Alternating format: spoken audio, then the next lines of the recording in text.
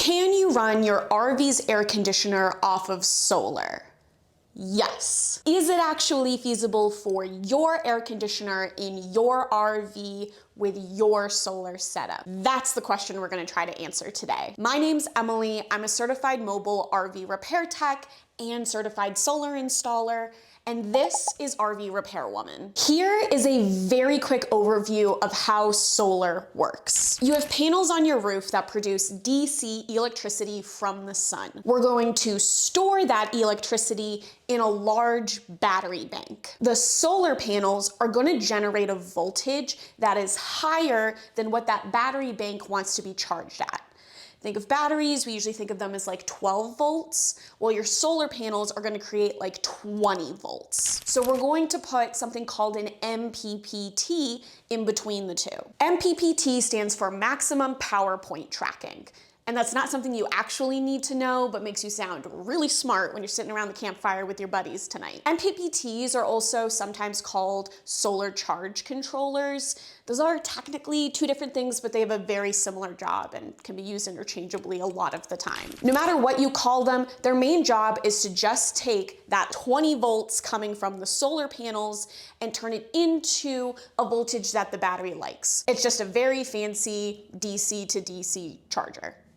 That's it. People who've taken RV Basics to Badass, which is my free RV beginners course, link in the description, will know that we have two different types of electricity inside our RVs. We have AC power that usually comes from when we plug into the pedestal, and we have DC power that comes from our batteries. Since we're not usually going to be plugged in when using our solar setup, we're most likely going to be boondocking, we're going to need to find another source of AC power so we can run our more power intensive appliances like our air conditioner. To get that AC power while we're not plugged in, we're going to use something called an inverter.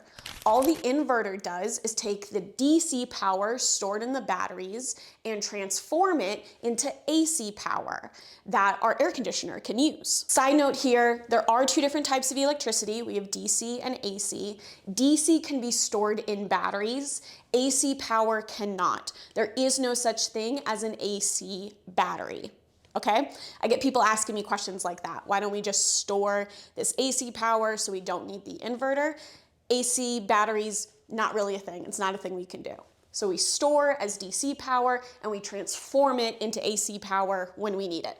Okay, so those are the four main parts of any solar system, especially in an RV. We have our solar panels, our MPPT, our battery bank, and our inverter. There are going to be some smaller technical components and a whole lot of cable to get this all working, but those are our four big power players. How big each of these components are is going to determine if we can run our air conditioner off of this solar setup. If you're just here to figure out if your air conditioner can run off of your current solar setup, then the answer is most likely no. Most rigs that are sold at dealerships saying that they have solar just have one very small panel on the roof. That panel is probably 50 to 100 watts at best and is really just meant to keep your batteries topped off while they're in storage. That one panel really isn't meant to help run things in your RV while you're using it. If you have a solar setup that is large enough to run an air conditioner, which is a pretty big setup, you most likely already know about it. Either whoever sold you the RV really talked it up during the selling process because it was a huge selling point, or you paid somebody to put this solar rig on your RV and they told you about how amazing it was to justify the probably pretty large bill. All of this to say that if you have a rig with a large enough solar setup on it to run an air conditioner, you probably already know about it. But let's figure out if we could conceivably fit a solar setup on your RV that is large enough to run an air conditioner. Okay? Remember, we have our four main components, and we're gonna assume for now that you have the biggest budget in the world. Our only constraint is, can we physically fit this solar setup on your RV? The MPPT and the inverter are relatively small in comparison to the battery bank and the solar panels. So we're gonna concentrate on those two parts today. To figure out if we can fit enough solar panels and enough batteries in your RV to run an air conditioner, we are going to use my ABC method. First, we're going to run an energy audit to see how much power on average your rig uses in one day. Then we'll figure out what size battery bank we would need to store that much power. Then we're going to go up on our roof and count how many solar panels we can fit on the roof, and work our way backwards to see if this many panels can charge up this battery bank in one day. Sticking with me? You got this. The first step to figuring out any solar setup is to do something called an energy audit. This is going to tell us how much power your RV uses. We want to figure out how many amp hours your RV uses in one day. Don't get overwhelmed by this amp hours number if you've never heard of it before. On almost every appliance in your RV, there will be a data sheet on it somewhere. And that's going to tell you either directly or indirectly through a little bit of math how many amps that appliance uses when it's running. We're then going to take that number, multiply it by the number of hours that you use that appliance across the day, and that will give you the amp hours of that one appliance. We can then take the amp hours for every appliance in the rig, add them together, and we will get the amp hours that your RV uses in one day. Don't worry, I have a tool to help you do this. Let's jump over to the computer. This is my simplified energy auditor, and you can get it at rvrepairwoman.com/solar audit if you want to play around with it yourself. If you Google around, you can find more crazy in-depth solar audits. I try to keep mine as base level and simple as possible. We're just trying to get a grand big picture here. So in this spreadsheet, anything that is in black is something that you can play around with, customize to your heart's content.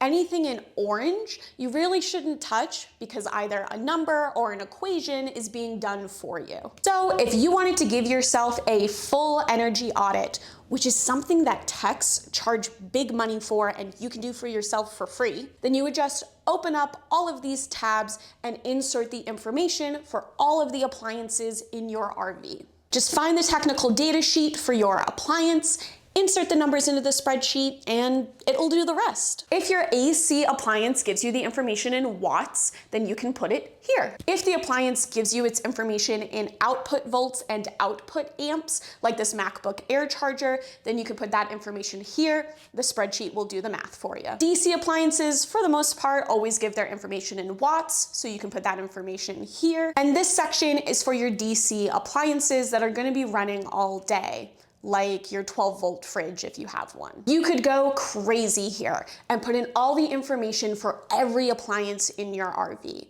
But today, we're just gonna concentrate on the air conditioner. ACs can be a little tricky to figure out the exact energy consumption of. Unlike a light, where we turn it on when we need it and turn it off when we don't, air conditioners turn themselves on and off as they see fit. How often your air conditioner runs depends on a series of factors, like how hot it is outside, what temperature you've set the thermostat to, how good your RV's insulation is, and how efficient the unit is. If it's 79 degrees outside and you're just setting your thermostat to 76 to take off the edge, there's a good chance that that air conditioner isn't going to turn on that much. But if you're in Las Vegas and it's midsummer and it's 120 outside and you're trying to get your rig down to 69, there's a chance that air conditioner will never turn off. It varies a ton from RV to RV, from air conditioner to air conditioner, and from user to user. This table will give you a general idea how many watts different sized air conditioners use. And don't worry, the spreadsheet is going to turn that watts into amps. We're going to get there, it'll do it for you. Google your brand of AC and look up its BTU rating. BTUs are how we size air conditioners. Usually the bigger BTUs, the larger space that that air conditioner is made for. Then compare your BTU rating on this chart plug it into the spreadsheet, and we can start doing our math. Then come in here and insert how many hours each day that this air conditioner is going to be running. The best way to figure this out would be to go somewhere that's the most like where you normally go in your RV, set the temperature on the thermostat to exactly the temperature you usually like your RV to be, and then sit there with a timer and time how often it kicks on and off. It's the best way to go about it. We're not going to be able to do that today for everybody's air conditioner, so I'm just going to assume it's running for 6 hours a day. That's just a starting point to get us going. So for today, I'm going to be doing the calculations to run a 13,500 BTU air conditioner, which is sort of like a low to mid-sized air conditioner, for 6 hours a day. Okay, now that we got that out of the way, to run this size air conditioner for 6 hours a day is going to take 575 amp hours, according to the spreadsheet. But what does that mean? This brings us to the B in the ABC method. We use the number that we got from the energy audit to determine the size of our battery bank. Batteries are rated in amp hours, which is why we used that weird unit when we were doing the energy audit. So to run this air conditioner each day, we are going to need a battery bank that has at least 575 amp hours. Battery banks are usually rated in 100 amp hour increments, so we're most likely going to be looking for a 600 amp hour battery bank. Just for reference here, if you've never really interacted with batteries, if you only have one battery that's running the entire house side of your RV, then you most likely have a 100 amp hour battery somewhere in there. So to run this air conditioner for one day, we would need 6 of those batteries. They do also make batteries with higher amp hours, so it's more likely that we would get 3 200 amp hour batteries or 2 300 amp hour batteries. It would just sort of depend on 1, your budget, and 2, just Tetris wise, what's going to fit best in your RV. Sidebar, and something to keep in mind here, we really don't recommend doing these large solar setups on lead acid batteries, which if you don't know what kind of battery you have, it's most likely a lead acid battery. Those are the cheapest thing on the market right now, so they're kind of the default. Lead acid batteries really don't like being discharged all the way to 0. In fact, they really only want to be discharged to about 50%, meaning that even if you have a 100 amp hour battery, you can really only safely use 50 of those amp hours. So if we wanted to run this air conditioner off of a lead acid battery bank, we would most likely need to get, instead of a 600 amp hour battery bank, a 1200 amp hour battery bank, just so we were never discharging the batteries below 50%. And that is a big battery bank. So usually when we're looking at all of the time and the money and the effort that it takes to put in a solar setup like this, we're usually going to upgrade you to lithium batteries. Lithium can be discharged down to 0% over and over again and still come back kicking every time. You can learn more about the different kinds of batteries and their pros and their cons here, but that's just a general overview. Okay, so we know how much power we need to run our air conditioner for one day. We know the size battery bank we would need to hold that amount of energy. Now we need to figure out if we can fit enough panels on the roof to charge that battery bank up. This is the C in the ABC method. This is going to be another number that isn't cut and dry. We can do all of the math in the world to figure out the minimum number of panels that you would need in order to charge up this bank. But we can't control Mother Nature. Because of this, we usually try to max out Tetris-wise the number of panels that we can fit on the roof, count them all up, and then do the math backwards backwards to see if that number of panels is going to be enough to charge the battery bank. But I'll give you a quick rule of thumb at the end of this to help you do quick calculations if you're just trying to get a big picture here. Different wattage panels have different dimensions. So you can play around with the different brands and the different size panels and play a game of Tetris to see what's going to fit best on your roof. Once we know how many panels can fit on the roof, we just add all of their wattages together. The biggest variable to how much power we actually get out of these panels in the real world is how much sun these panels get. You can have all of the panels in the world on your roof, but if you live in a cave, you're not gonna get very far. Solar panels also work best when they're getting direct sunlight. So it's not like the moment that the sun comes up over the horizon that they're really working to their full potential.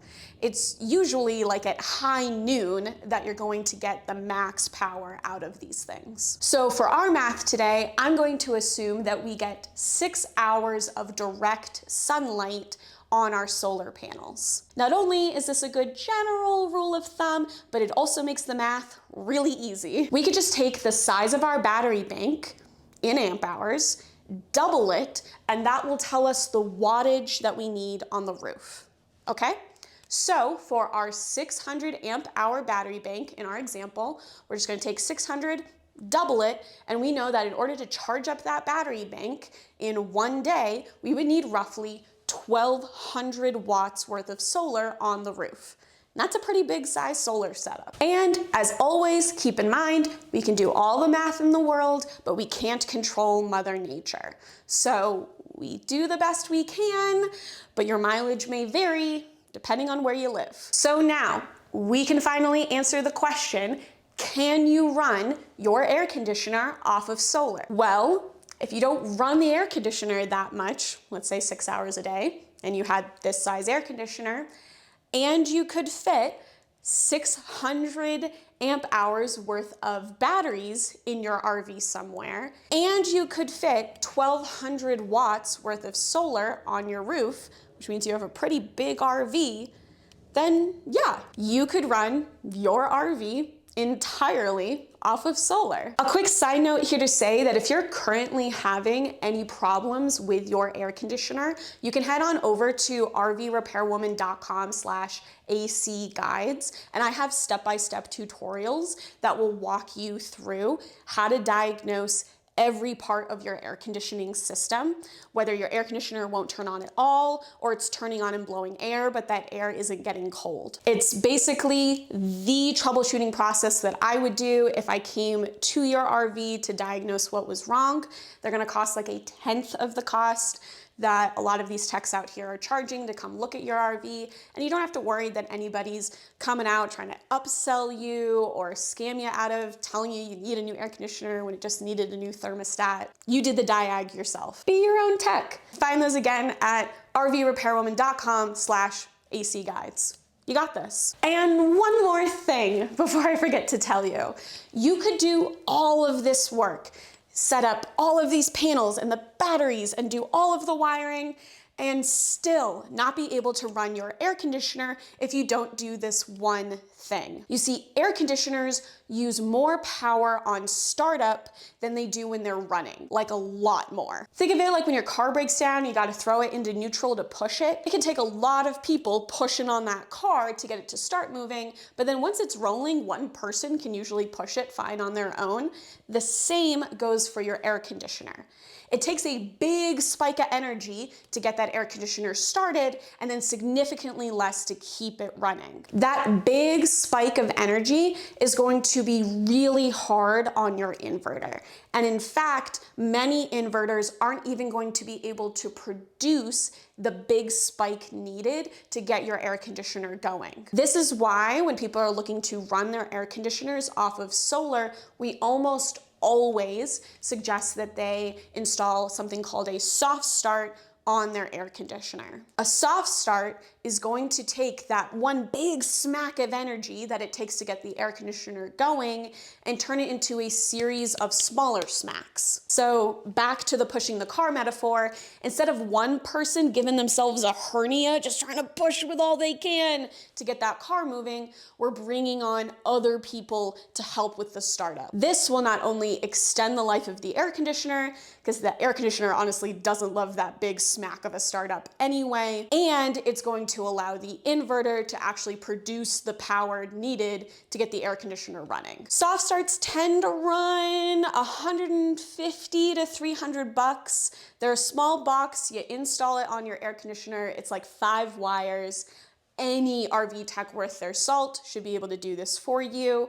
Or if you have just a little bit of chutzpah, you could honestly probably do this yourself. Let me know in the comments if you would like a video walking you through how to install these. I highly recommend them. I really like when people put soft starts on their air conditioners, even if you're not running off of solar. If you would like to learn about sizing your inverter for your RV, you can check out this video where I walk through my favorite brand of inverters, which I'm now realizing is a nerdy thing to have, a favorite brand of inverter, but it's Victron, in case you're wondering. They're sort of the big name in solar, especially for RVs. And in this video, I walk you through their entire line of inverters and help you decide which one's gonna be right for you. You got this.